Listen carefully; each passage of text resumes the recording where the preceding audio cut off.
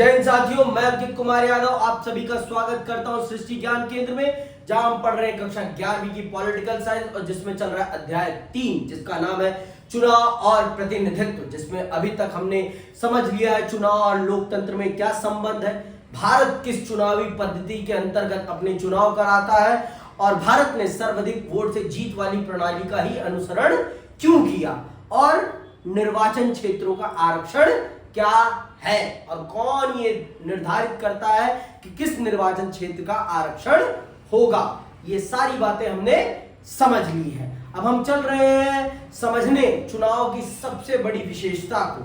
देखो, चुनाव तब कहलाएगा जब चुनाव क्या होगा, चुनाव स्वतंत्र और निष्पक्ष होगा। चुनाव की सबसे बड़ी विशेषता है चुनाव का निष्पक्ष और स्वतंत्र होना। जब तक एक चुनाव स्वतंत्र और निष्पक्ष नहीं है हम उसे चुनाव नहीं कह सकते।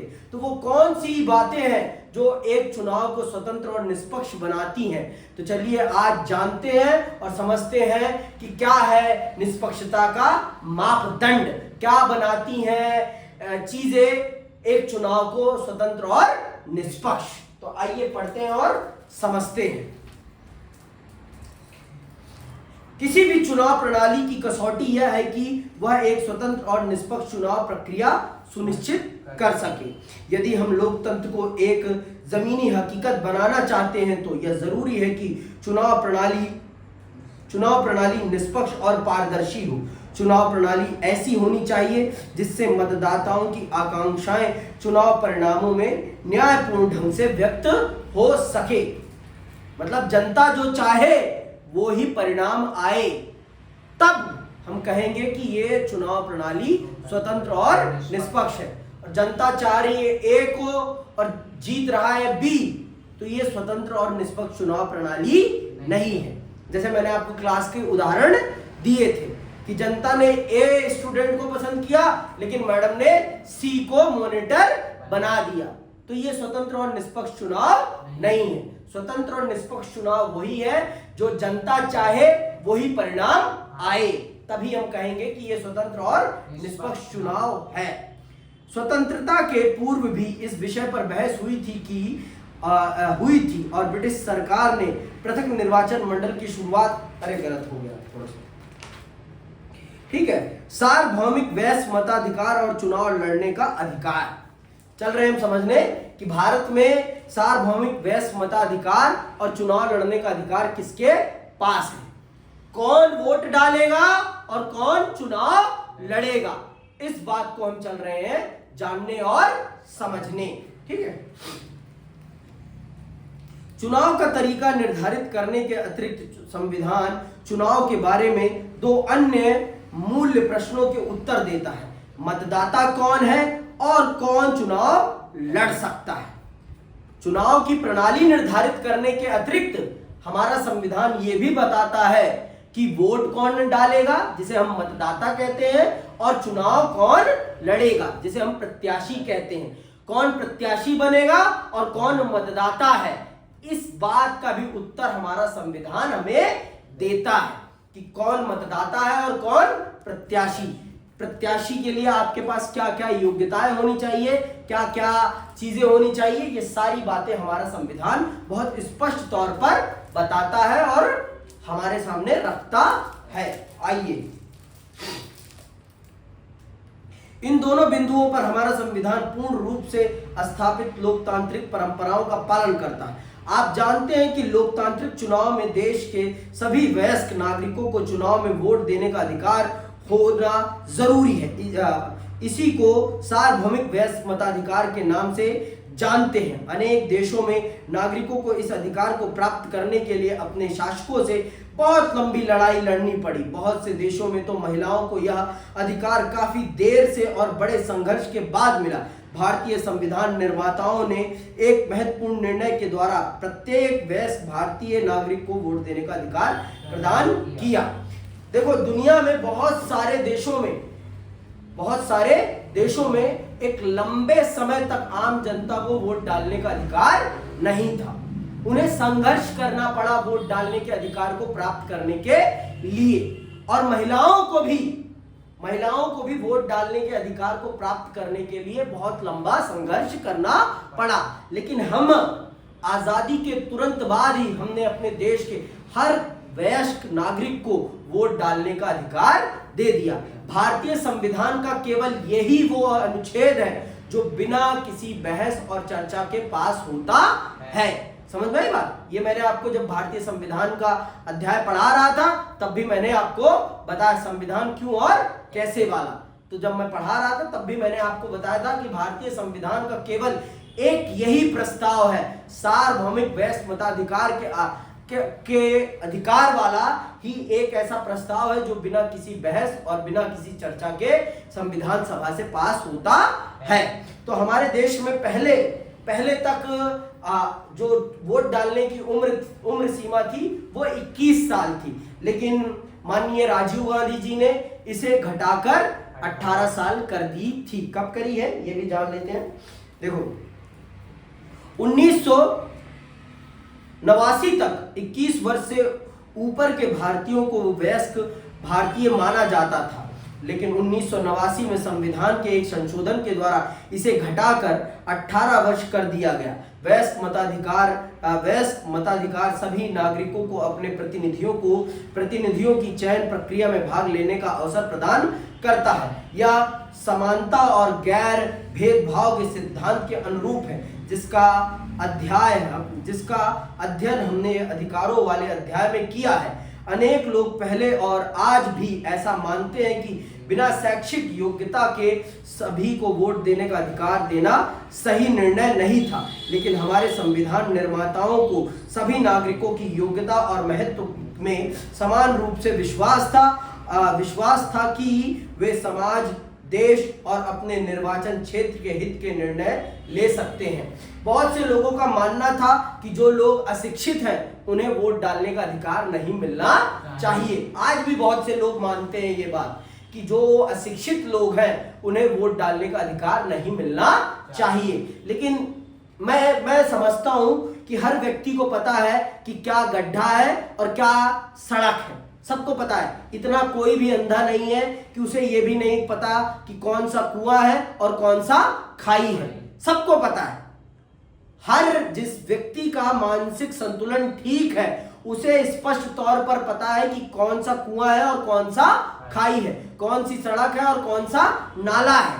इतना सब जानते हैं कि नहीं जानते?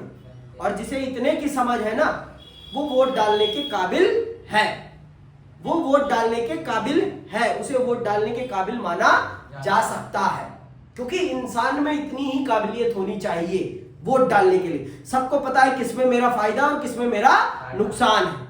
जिसको इतनी की समझ है ना, वो वोट डालने के लिए सक्षम है मेरे ख्याल से। और हमारे संविधान निर्माताओं के ख्याल से भी यही था कि हर नागरिक को वोट डालने का अधिकार मिलना चाहिए, चाहे वो शैक्षिक तौर पर शिक्षित हो या ना हो।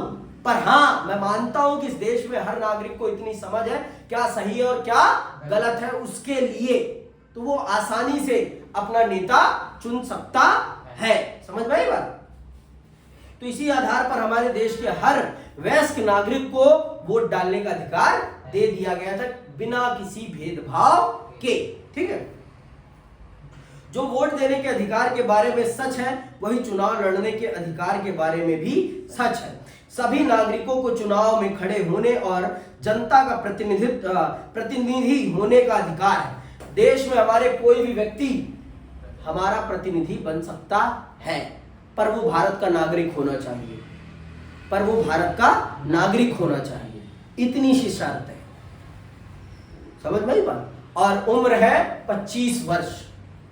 अगर आप 25 वर्ष के हैं तो आप विधायक और सांसदी का चुनाव लड़ सकते हैं, विधायकी का और सांसदी का चुनाव लड़ सकते हैं। कितने वर्ष के होने चाहिए?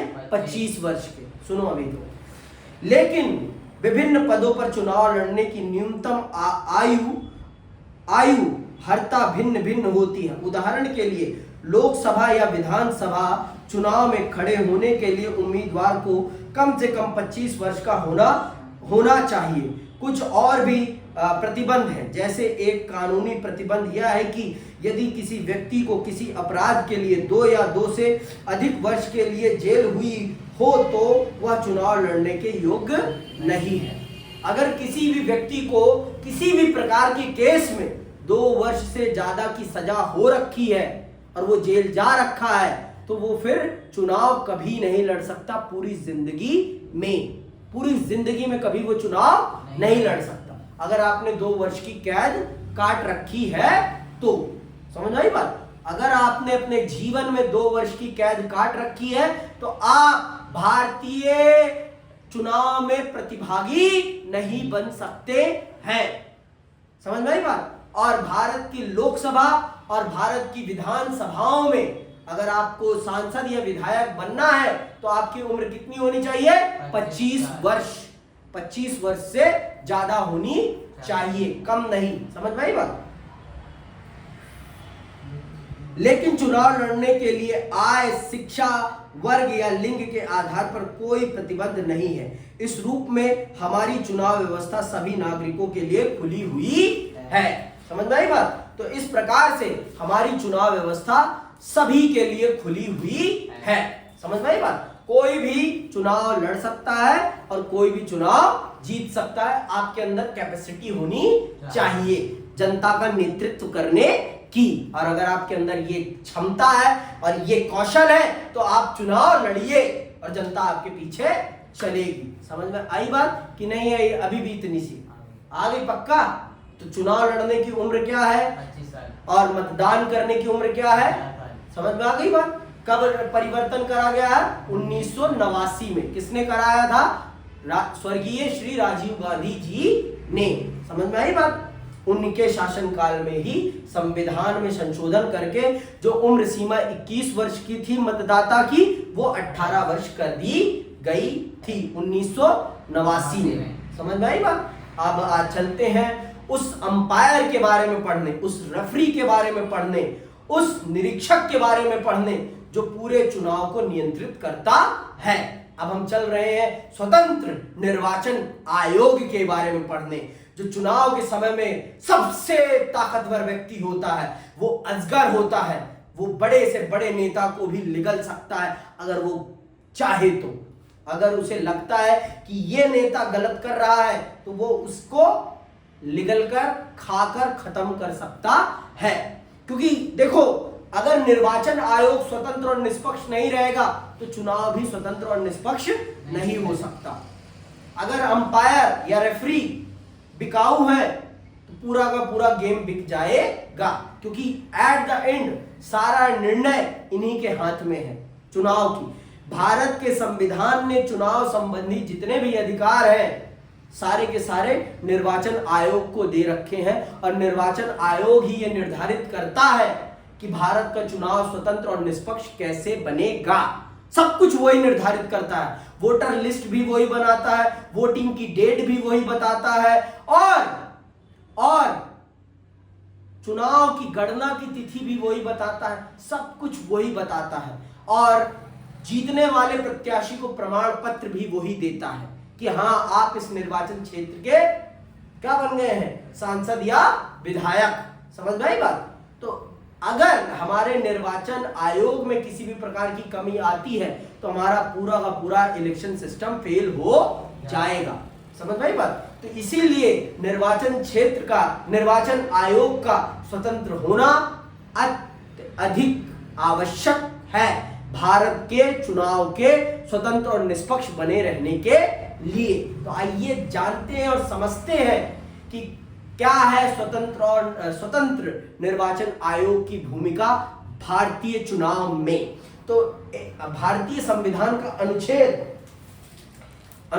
324(1) है जो ये भारतीय चुनाव आयोग की रिस्पॉन्सिबिलिटीज के बारे में बताता है। क्या कहता है हमारा संविधान?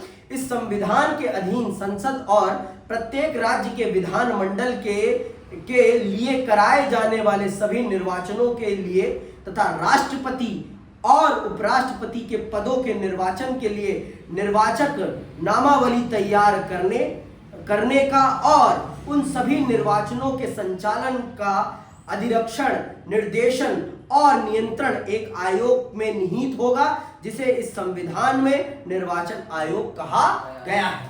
तो इसके ऊपर क्या क्या जिम्मेदारी है?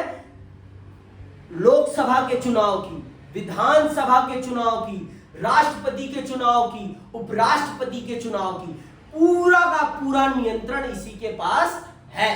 यही तय करेगा कि किस दिन चुनाव होगा, कैसे चुनाव होगा और उसका परिणाम कब जारी किया जाएगा। सब कुछ इसके अधीन है। समझ में आई बात? तो अनुच्छेद 324(1) ये स्पष्ट करता है कि भारतीय निर्वाचन आयोग के पास कितनी ताकत है चुनाव के संबंध में। पूर्ण ताकत इसी के पास है। समझ में आई बात? भारत के चुनाव की पूरी ताकत हमारे निर्वाचन आयोग के पास है। निर्वाचन आयोग जैसा चाहे वैसा चुनाव करा सकता है। समझ में आई बात? तो आइए बहुत ही विस्तार पूर्वक समझते हैं निर्वाचन आयोग के महत्व को और निर्वाचन आयोग की स्वतंत्रता को। भारत में चुनाव प्रक्रिया को स्वतंत्र और निष्पक्ष बनाने के लिए कई प्रयास किए गए हैं। एक स्वतंत्र निर्वाचन आयोग की स्थापना इसमें सबसे महत्वपूर्ण कदम है, जो चुनाव के संचालन और देखरेख के लिए बनाया गया है। क्या आप जानते हैं कि अनेक देशों में चुनाव कराने के लिए किसी स्वतंत्र कमीशन का अभाव है? भारतीय संविधान का अनुच्छेद 324 निर्वाचनों के लिए मतदाता सूची तैयार करने और चुनाव के संचालन का अधिरक्षण, निर्देशन और नियंत्रण का अधिकार एक स्वतंत्र निर्वाचन आयोग को देता है। वोट कौन डालेगा, कैसे डालेगा, ये सब बताने का काम हमारा निर्वाचन आयोग करता है। देखो लिखा है ना शब्द, निर्वाचनों के लिए मतदाता सूची तैयार करने और चुनाव के संचालन का अधिरक्षण, निर्देशन और नियंत्रण का अधिकार एक स्वतंत्र निर्वाचन आयोग को देता है। कौन सा? अनुच्छेद 324। भारतीय संविधान का अनुच्छेद 324 भारतीय निर्वाचन आयोग को चुनाव के संबंध में पूरी की पूरी जिम्मेदारी सौंपता है। समझ में आई बात? चुनाव ये तय करने तक कि वोट कौन डालेगा, चुनाव में प्रत्याशी कौन कौन होगा, प्रत्याशियों की मतलब कैपेबिलिटी चेक करने का अधिकार भी चुनाव आयोग के पास है। अगर चुनाव आयोग को लगता है कि ये व्यक्ति चुनाव लड़ने के योग्य नहीं है, तो चुनाव आयोग उसका निर्वाचन पत्र रद्द कर सकता है। अगर उसे लगता है कि ये व्यक्ति देश के लिए खतरा है, तो निर्वाचन आयोग उसकी योग्यता को रद्द कर सकता है। तो चुनाव आयोग के हाथ में ही है पूरे चुनाव को नियंत्रित करने की जिम्मेदारी। तो इस पद पे बैठने वाला व्यक्ति बहुत ही ताकतवर होता है। निर्वाचन आयोग के पद पर बैठने वाला व्यक्ति बहुत ही ज्यादा ताकतवर होता है। ये बात जान लो आप। संविधान के ये शब्द बहुत ही महत्वपूर्ण है, क्योंकि ये निर्वाचन आयोग को चुनाव से संबंधित हर बात पर अंतिम निर्णय करने की भूमिका सौंपते हैं। सर्वोच्च न्यायालय ने भी संविधान की इस व्याख्या से सहमति व्यक्त की है। तो आप ये जान लीजिए, संविधान के ये शब्द जो है ना, ये चुनाव आयोग को असीम शक्ति प्रदान करते हैं चुनाव के संबंध में। अंतिम फैसला चुनाव के संबंध में निर्वाचन आयोग का ही है। ये बात जान लो। चुनाव आयोग के अलावा चुनाव के संबंध में कोई और फैसला नहीं ले सकता है। समझ में आई बात? चुनाव के संबंध में सिर्फ चुनाव आयोग ही निर्णय ले सकता है, उसके अतिरिक्त कोई भी नहीं। ये बात अपने भेजे में, अपने मस्तिष्क में बहुत अच्छे से डाल लो। समझ में आई बात? आगे सुनो। भारत के निर्वाचन आयोग की सहायता करने के लिए प्रत्येक राज्य में एक मुख्य निर्वाचन अधिकारी होता है। निर्वाचन आयोग स्थानीय निकायों के चुनाव के लिए जिम्मेदार नहीं होता। जो आपके एमसीडी के इलेक्शंस होते हैं, नगर पालिका के चुनाव होते हैं, नगर पंचायतों के चुनाव होते हैं, ग्राम पंचायतों के चुनाव होते हैं, जिला पंचायतों के चुनाव होते हैं, उन चुनावों को कराने की जिम्मेदारी राष्ट्रीय चुनाव आयोग की नहीं होती। उन चुनावों को कराने की जिम्मेदारी राज्य चुनाव आयोग की होती है। फिर से कह रहा हूं, जो भी आपके स्थानीय चुनाव हैं, जैसे कि नगर पंचायत, नगर पालिका और ग्राम पंचायत, जिला पंचायत के चुनाव होते हैं, इन चुनावों को कराने की जिम्मेदारी राष्ट्रीय चुनाव आयोग की नहीं है, इन चुनावों को कराने की जिम्मेदारी राज्य चुनाव आयोग की होती है। राष्ट्रीय चुनाव आयोग सिर्फ कौन कौन से चुनाव कराता है? सिर्फ 4 चुनाव कराता है। कौन कौन से? लोकसभा, राज्यसभा, लोकसभा, विधानसभा, ठीक है, लोकसभा, विधानसभा, उसी में राज्यसभा भी आ जाता है, ठीक है। ये हो गए 2, राष्ट्रपति और उपराष्ट्रपति। इन्हीं 4 चुनावों को कराने की जिम्मेदारी हमारे राष्ट्रीय चुनाव आयोग के ऊपर है। समझ में आई बात कि नहीं आई अभी भी? पक्का? तो ये मत, अब ये प्रश्न नहीं आना चाहिए कि भैया ये नगर पालिका वाले चुनाव कौन कराते हैं, नगर पंचायत वाले चुनाव कौन कराते हैं, ग्राम सभा वाले चुनाव कौन कराते हैं, ग्राम पंचायत वाले चुनाव कौन कराते हैं, जिला पंचायत का चुनाव कौन कराते हैं। ये प्रश्न नहीं आना चाहिए। समझ में आई बात? बहुत स्पष्ट कर दिया मैंने। जैसा कि हम स्थानीय सरकारों वाले अध्याय में पढ़ेंगे, इसके लिए राज्यों में राज्य निर्वाचन आयुक्त होते हैं जो निर्वाचन आयोग से अलग कार्य करते हैं और इनमें से प्रत्येक का काम करने का अपना अलग दायरा है। भारत का निर्वाचन आयोग एक सदस्यीय या बहुसदस्यीय भी हो सकता है। 1989 तक निर्वाचन आयोग एक सदस्यीय था।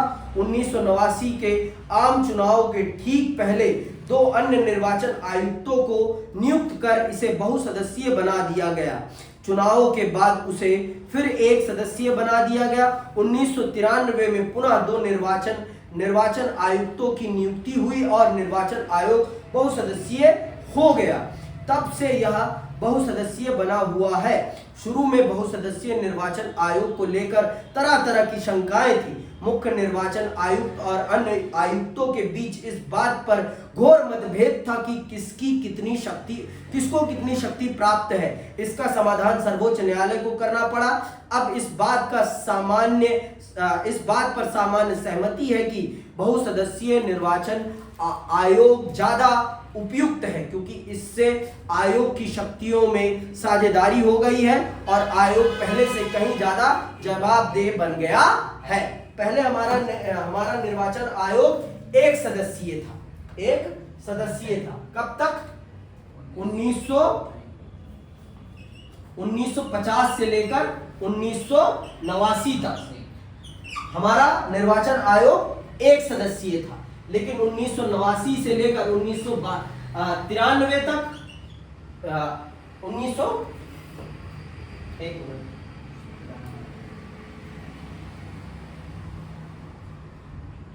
1993 तक इसे फिर से इसी बीच में थोड़े समय के लिए इसे बहुसदस्यीय बनाया गया, फिर इसे पलट दिया गया फैसला।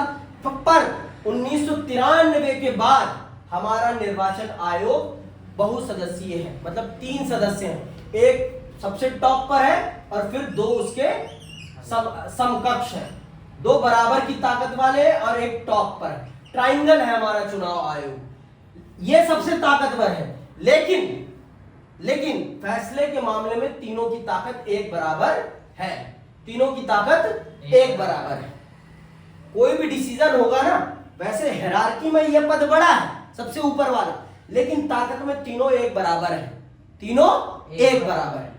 अंतिम फैसला तीनों को ही मिलकर लेना है।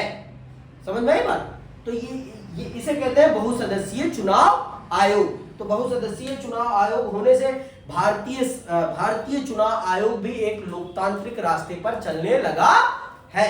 भाई 3 लोग हैं, हमेशा फैसला कैसे होगा? बहुमत से होगा। 2 एक पक्ष में रहेंगे, एक इधर, एक विपक्ष में रहेगा, ऐसे ही होता। या तीनों कभी कभी एक पक्ष में आ सकते हैं, सर्वसम्मति से हो जाए फैसला, ये भी हो सकता है और वो भी हो सकता है। इस तरह से बहुसदस्यीय चुनाव आयोग के होने से लोकतंत्र का सम्मान बढ़ा है हमारे चुनाव आयोग में भी। समझ में आई बात? मुख्य निर्वाचन आयुक्त निर्वाचन आयोग की अध्यक्षता करता है, लेकिन अन्य दोनों निर्वाचन आयुक्तों की तुलना में उसे ज्यादा शक्तियां प्राप्त नहीं है। आ गई ना बात? मुख्य निर्वाचन आयुक्त निर्वाचन आयोग की अध्यक्षता तो जरूर करता है, लेकिन जो 2 और है उनकी ताकत भी उसी के बराबर है। कोई ज्यादा ताकत नहीं है उसके पास। ताकत के मामले में तीनों एक बराबर है। तीनों एक बराबर है। लेकिन पद के मामले में निर्वाचन आयुक्त, मुख्य निर्वाचन आयुक्त ऊपर है। ठीक है। एक सामूहिक संस्था के रूप में चुनाव संबंधी सभी निर्णय में मुख्य निर्वाचन आयुक्त और अन्य दोनों निर्वाचन आयुक्तों की शक्तियां समान हैं। उनकी नियुक्ति राष्ट्रपति द्वारा मंत्रिपरिषद के परामर्श पर की जाती है। ऐसे में संभव है कि सरकार के द्वारा किसी ऐसे हितैषी की नियुक्ति निर्वाचन आयोग में कर दी जाए जो चुनाव में सरकार का समर्थन करे। इस शंका के चलते अनेक लोगों ने इस प्रक्रिया को बदलने का सुझाव दिया है। उनका सुझाव है कि इसके लिए एक भिन्न प्रक्रिया का पालन किया जाना चाहिए जिसमें मुख्य निर्वाचन आयुक्तों की नियुक्ति में विपक्ष के नेता और भारत के मुख्य न्यायाधीश भारत के मुख्य न्यायाधीश से परामर्श करना जरूरी होना चाहिए। अभी तक तो था कि मुख्य न्यायाधीश भी इस परामर्श में शामिल होते थे। अब सरकार ने अपने पास 2 वोट रख लिए हैं और विपक्ष के नेता को सम्मिलित कर लिया है। मतलब एट द एंड सरकार ही ये डिसाइड करेगी, अर्थात राजनीतिक कार्यपालिका ही ये निर्धारित करेगी कि भारत का मुख्य निर्वाचन आयुक्त कौन बनेगा। नहीं, पहले कुछ 1 साल पहले तक ये था कि प्रधानमंत्री जी और नेता प्रतिपक्ष और मुख्य न्यायाधीश ये निर्धारित करते थे कि भारत का मुख्य चुनाव आयुक्त कौन बनेगा। ये लोग परामर्श देते थे राष्ट्रपति साहब को और फिर राष्ट्रपति साहब उसे निर्वाचन आयुक्त बनाते थे। लेकिन अब हमारी केंद्र सरकार ने ये कानून बना दिया है कि मुख्य निर्वाचन आयुक्त की नियुक्ति में प्रधानमंत्री साहब, कैबिनेट मिनिस्टर मतलब प्रधानमंत्री के ही कैबिनेट का मिनिस्टर होगा और नेता प्रतिपक्ष, मुख्य न्यायाधीश को बाहर का रास्ता दिखा दिया गया है। किसकी नियुक्ति में? मुख्य निर्वाचन आयुक्त की नियुक्ति में।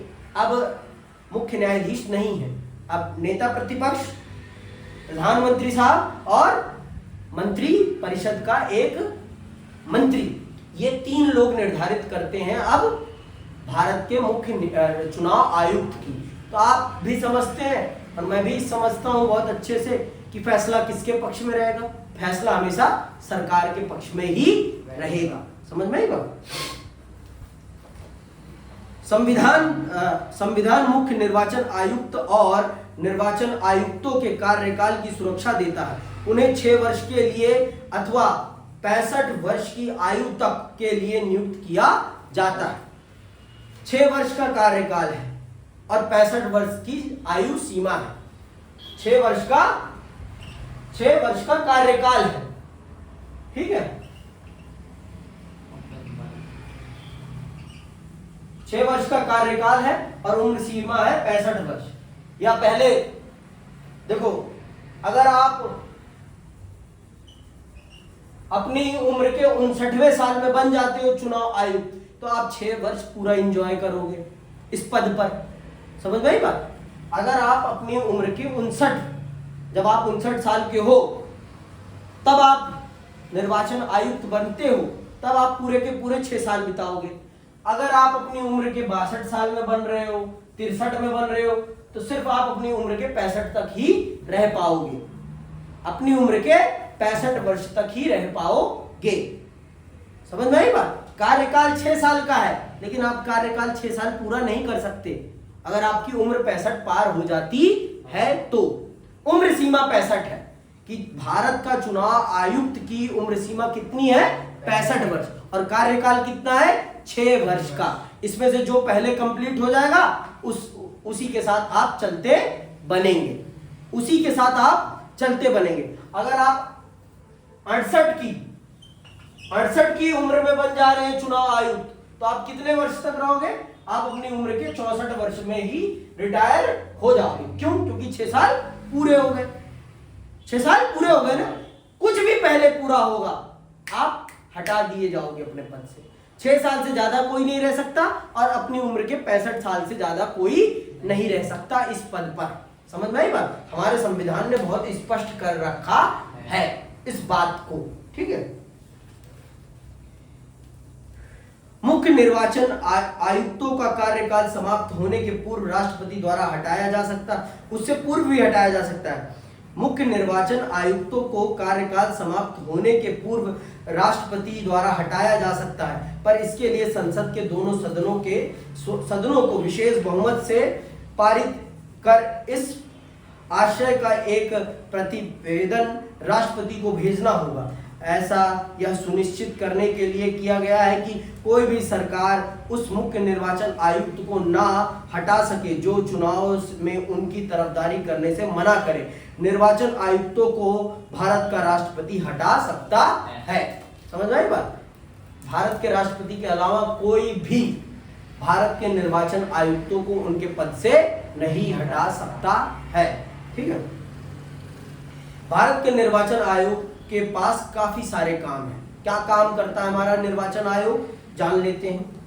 वह मतदाता सूची को नया करने के काम की देखरेख करता है, पूरा प्रयास करता है कि मतदाता सूचियों में गलती ना हो, अर्थात पंजीकृत मतदाताओं के नाम ना छूट जाए और ना ही उनमें ऐसे लोगों के नाम हो जो मतदान के अयोग्य हो या जीवित ही ना हो। तो चुनाव आयोग का पहला काम है मतदाता सूची को अपडेट करना, नए लोगों को जोड़ना और मरे हुए लोगों को निकालना, हटाना।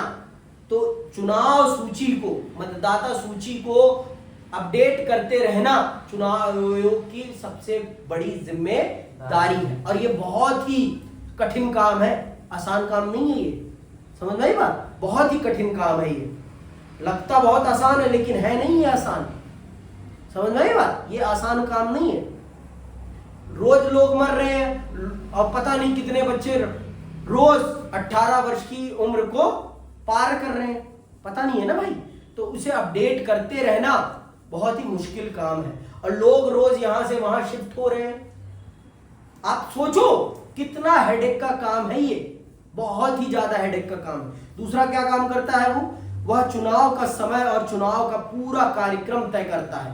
इस कार्यक्रम में निम्न बातों का उल्लेख होता है: चुनाव की अधिघोषणा, नामांकन प्रक्रिया शुरू करने की तिथि, मतदान की तिथि, मतगणना की तिथि और चुनाव परिणामों की घोषणा। ठीक। अब तीसरा काम क्या करता है? इस पूरी प्रक्रिया में निर्वाचन आयोग को स्वतंत्र और निष्पक्ष चुनाव कराने के लिए निर्णय लेने का अधिकार है। वह पूरे देश, किसी राज्य या किसी निर्वाचन क्षेत्र में चुनाव को इस आधार पर स्थगित या रद्द कर सकता है कि वहां माकूल माहौल नहीं है तथा स्वतंत्र और निष्पक्ष चुनाव कराना संभव नहीं है। निर्वाचन आयोग राजनीतिक दलों और उनके उम्मीदवारों के लिए एक आदर्श आचार संहिता लागू करता है। वह किसी भी निर्वाचन क्षेत्र में दोबारा चुनाव कराने की आज्ञा दे सकता है यदि उसे लगे कि मतगणना प्रक्रिया पूरी तरह से उचित और न्यायपूर्ण नहीं थी, तो वह वहां दोबारा मतगणना कराने की भी आज्ञा दे सकता है। जैसे कि मैंने आपको पहले ही बता दिया, चुनाव के संबंध में आखिरी निर्णय पूरा का पूरा किसका है? निर्वाचन आयोग का है। निर्वाचन आयोग ही ये निर्धारित करेगा कि चुनाव स्वतंत्र और निष्पक्ष हुआ है या नहीं हुआ है, और अगर उसे लगता है कि चुनाव स्वतंत्र और निष्पक्ष नहीं हुआ है तो वो वहां दोबारा भी चुनाव करा सकता है। समझ में आई बात? और अगर उसे लगता है कि इस राज्य में अभी चुनाव नहीं कराया जा सकता तो वो वहां चुनाव को टाल भी सकता है कि और 6 महीने बाद होंगे चुनाव। एट द एंड चुनाव से संबंधित हर डिसीजन लेने का अधिकार चुनाव आयोग के पास ही है। समझ में आई बात? आगे सुनो, चुनाव आयोग का 5वां काम क्या है? निर्वाचन आयोग राजनीतिक दलों को मान्यता देता है और उन्हें चुनाव चिन्ह आवंटित करता है। भारत में जितने भी राजनीतिक दल हैं उनको मान्यता देने का काम भारतीय चुनाव आयोग करता है और उन्हें सिंबल्स प्रोवाइड करने का काम भी हमारा चुनाव आयोग करता है। जैसे कांग्रेस का पंजा, भाजपा का कमल और समाजवादी पार्टी का साइकिल, आरजेडी का लालटेन, आरजेडी का लालटेन, जेडीयू का तीर धनुष और आरएलडी का हैंड पंप, आम आदमी पार्टी का झाड़ू, ये सब इन्हें किसने आवंटित किया है? चुनाव आयोग ने। इनको ये चिन्ह किसने दिया है? चुनाव आयोग ने। समझ में आई बात? निर्वाचन आयोग के पास बहुत ही सीमित कर्मचारी होते हैं। वह प्रशासनिक मशीनरी की मदद से चुनाव कराता है, लेकिन एक बार चुनाव प्रक्रिया शुरू हो जाने पर चुनाव संबंधी कार्यों के संबंध में आयोग का पूरी प्रशासनिक मशीनरी पर नियंत्रण हो जाता है। चुनाव प्रक्रिया के दौरान राज्य और केंद्र सरकार के प्रशासनिक अधिकारियों को चुनाव संबंधी कार्य दिए जाते हैं और इस संबंध में निर्वाचन आयोग का उन पर पूरा नियंत्रण होता है। निर्वाचन आयोग इन अधिकारियों का तबादला कर सकता है या उनके तबादले को रोक सकता है। अधिकारी निष्पक्ष ढंग से काम करने में विफल रहे तो आयोग उनके विरुद्ध कार्रवाई भी कर सकता है। देखो, चुनाव आयोग के पास अपने कोई कर्मचारी नहीं होते ज्यादा, पर चुनाव के दौरान पूरा भारत का नौकरशाही तंत्र चुनाव आयोग के अधीन हो जाता है। पूरा का पूरा नौकर तंत्र, नौकरशाही चुनाव आयोग के अधीन हो जाती है और वो ही पूरे चुनाव को नियंत्रित करता है। और अगर उसे लगता है कि कोई सरकारी अधिकारी किसी खास व्यक्ति को फायदा पहुंचाने के लिए कुछ कर रहा है तो चुनाव आयोग उसकी नौकरी भी खा सकता है। ये जान लो, इतनी ताकत होती है चुनाव के समय चुनाव आयोग के पास। किसी भी सरकारी अधिकारी की वो नौकरी खा सकता है, इतनी ज्यादा ताकत होती है। किसके पास? चुनाव आयोग के पास। चुनाव के दौरान उस समय चुनाव आयोग से बड़ा कोई नहीं होता। चुनाव के दौरान चुनाव आयोग से बड़ा कोई नहीं होता, प्रधानमंत्री तक नहीं होते। समझ आई बात? उस समय सबसे बड़ा अधिकारी, सबसे ताकतवर व्यक्ति अगर कोई होता है चुनाव के दौरान तो चुनाव आयुक्त तो होता है। ये 3 लोग होते हैं। इन्हीं 3 लोगों के पास चुनाव के समय पूरे देश की ताकत होती है, और जब राज्य में होती है तो पूरे राज्य की ताकत होती है इनके पास। जिसको चाहे जब चाहे बदल सकते हैं, और उसे लगता है कि ये अधिकारी बहुत ही निष्पक्ष और स्वतंत्र है तो उसकी तबादली को रोक भी सकते हैं। समझ में आई बात? इतनी ताकत होती है चुनाव के दौरान चुनाव आयोग के पास। विगत वर्षों में निर्वाचन आयोग एक स्वतंत्र सत्ता के रूप में उभरा है, जिसने चुनाव प्रक्रिया की निष्पक्षता सुनिश्चित करने के लिए अपनी शक्तियों का प्रयोग किया है। उसने चुनाव प्रक्रिया की गरिमा बनाए रखने के लिए निष्पक्ष और न्यायपूर्ण ढंग से काम किया है। निर्वाचन आयोग का इतिहास इस बात का गवाह है कि संस्थाओं के कार्य प्रणाली में प्रत्येक सुधार के लिए कानूनी और संवैधानिक परिवर्तन आवश्यक नहीं। यह आम धारणा है कि 25 वर्ष पहले के मुकाबले आज निर्वाचन आयोग ज्यादा स्वतंत्र और प्रभावी है। ऐसा इसलिए नहीं कि निर्वाचन आयोग की शक्तियां या उसकी संवैधानिक सुरक्षा बढ़ा दी गई है। दरअसल निर्वाचन आयोग ने केवल उन शक्तियों का और प्रभावशाली ढंग से प्रयोग करना शुरू कर दिया है जो उसे संविधान में पहले से ही प्राप्त थी। 1991 से 1952 से लोकसभा के 17 चुनाव हो चुके हैं। 17 क्या 18 हो चुके हैं। अब तो 18वीं लोकसभा चल रही है अब की बार। भारत की 18वीं लोकसभा चल रही है अब की बार। 18 लोकसभा चुनाव हो चुके हैं। निर्वाचन आयोग के द्वारा विधान सभाओं के अनेक चुनाव और उपचुनाव कराए गए। निर्वाचन आयोग को असम, पंजाब तथा जम्मू और कश्मीर जैसे हिंसाग्रस्त क्षेत्रों में चुनाव कराने में अनेक कठिन परिस्थितियों का सामना करना पड़ा है।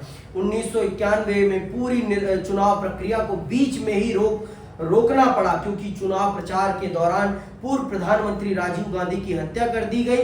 निर्वाचन आयोग को 2002 में एक अन्य गंभीर समस्या का सामना करना पड़ा जब गुजरात विधानसभा भंग कर दी गई और चुनाव कराना पड़ा। लेकिन निर्वाचन आयोग ने पाया कि राज्य में अप्रत्याशित हिंसा के कारण स्वतंत्र और निष्पक्ष चुनाव कराना तुरंत संभव न था।